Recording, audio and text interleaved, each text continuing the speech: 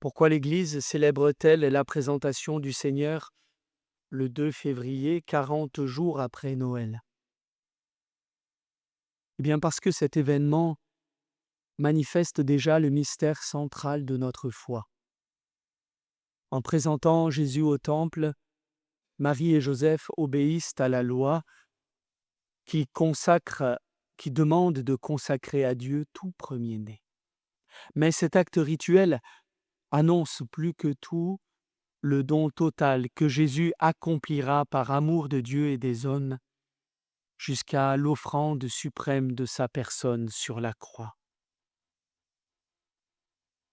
La présentation et le texte de l'Écriture nous le rappelaient par la prophétie de Siméon faite à Marie est déjà orienté vers le mystère pascal, vers la croix glorieuse, resplendissante de la lumière de la miséricorde et du salut de Dieu.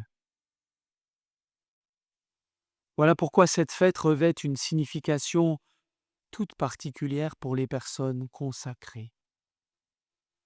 Inspirée par le don du Christ, la vie religieuse, dès ses commencements, s'est présentée comme un chemin de réponse radicale, une réponse à un appel, à donner sa vie et à tout abandonner pour marcher à la suite de Jésus.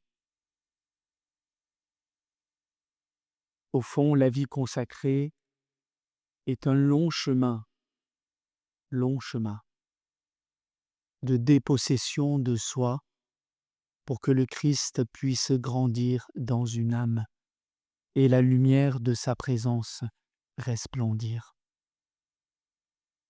Sur ce chemin, il y a beaucoup de croix, de dépossession, de souffrance, non pas imposées par Dieu, mais simplement étant les conséquences de la volonté propre de l'être humain qui résiste à cause des conséquences du péché, à la grâce, à ce que le Christ puisse grandir en un cœur.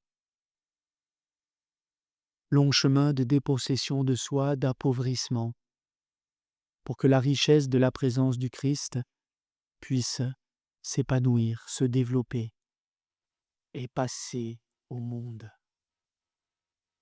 Saint Jean-Paul II rappelait que sur ce chemin, ou plus exactement que ce chemin demande une grande ardeur spirituelle. Ardeur qui est un don de Dieu.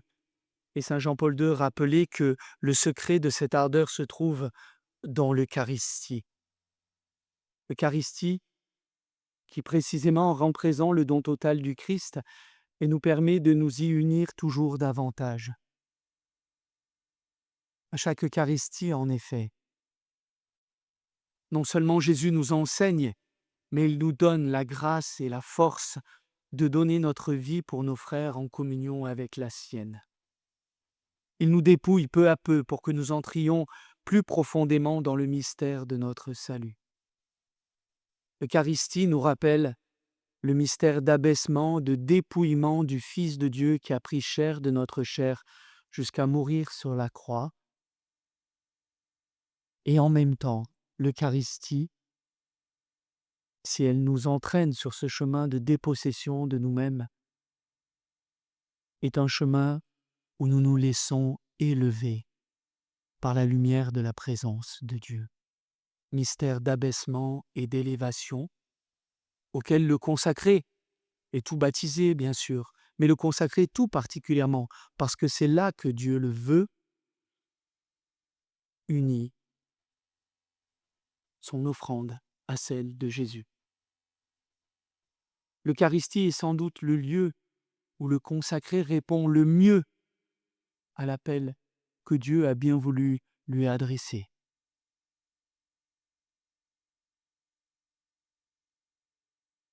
L'évangile de ce jour, vous l'avez vu, nous présente 3 figures. En fait, il y en a 4, mais il y en a une dont il ne nous parle pas directement, mais qui est là. Les 3 figures explicites mentionnées, elles éclairent 3 dimensions essentielles de la vie consacrée. La quatrième, elle donne l'horizon sur lequel ces trois dimensions sont appelées à se développer.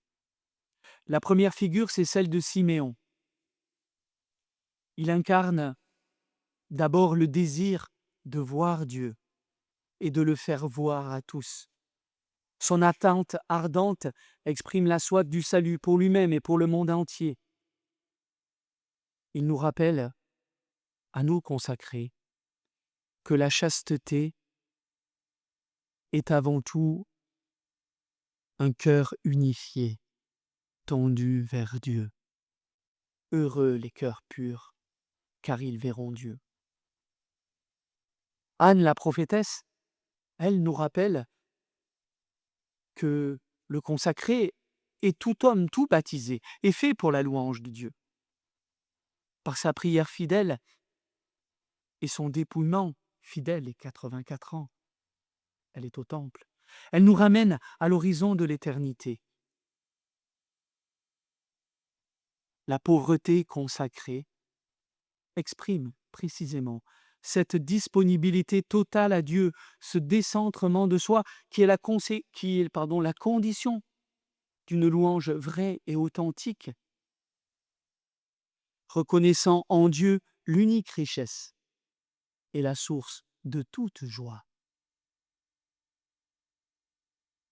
Marie, elle, nous révèle la dimension de la compassion.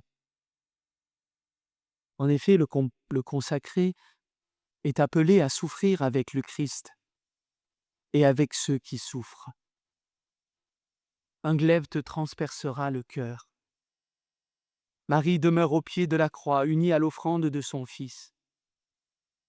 Avec elle, la personne consacrée communie à la volonté du Christ de sauver tout homme. Et elle accepte les chemins par lesquels ce salut est appelé à s'accomplir. Et puis,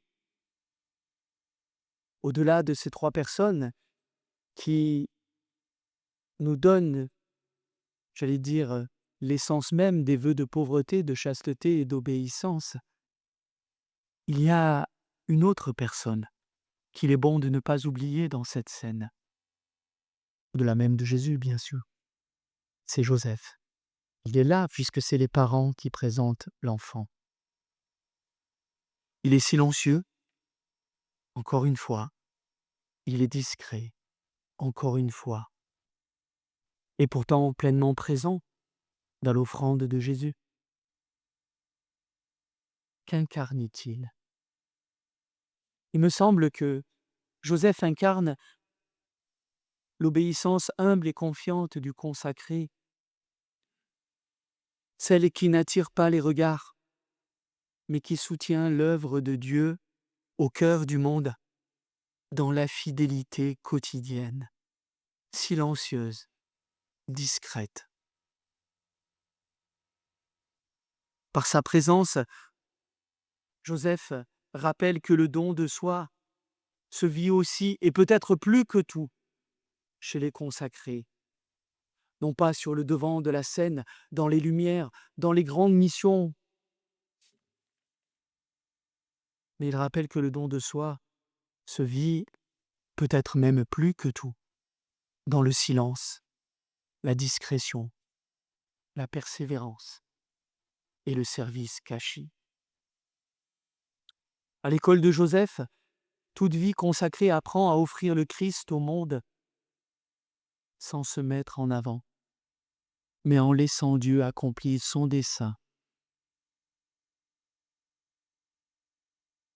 Alors, en ce jour de la présentation du Seigneur, demandons la grâce pour les consacrés du monde entier et pour tous les baptisés dont vous êtes, d'un cœur disponible, capable d'accueillir la lumière du Christ et de marcher à sa suite sur le chemin du don, dans la fidélité au quotidien, humble, discrète, la louange et la compassion aimante.